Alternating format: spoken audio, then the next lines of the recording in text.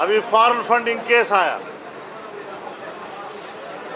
Israel से और हिंदुस्तान से पैसे लिए, उनके दोस्तों से पैसे इकट्ठे किए, कोई रिकॉर्ड नहीं है।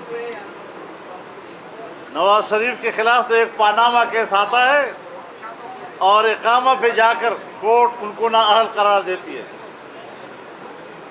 लेकिन यहाँ पर घपलों के पहाड़, उस पर खामोशी, बैनुल-अक़वामी दबाव नहीं तो खामोशी का कोई माना नहीं है।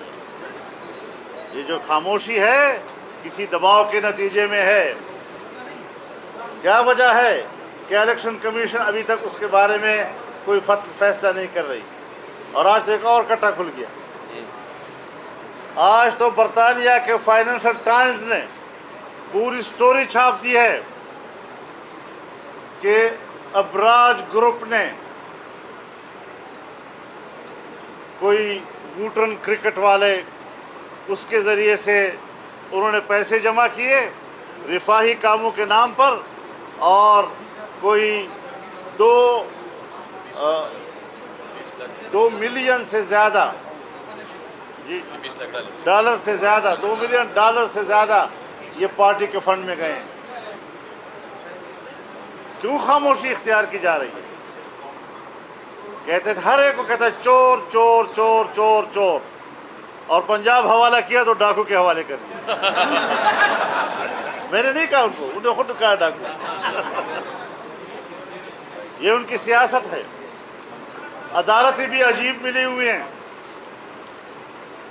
बस 3 बंदे हैं, जब भी इसका केस आता है वो अपने सामने रखते हैं।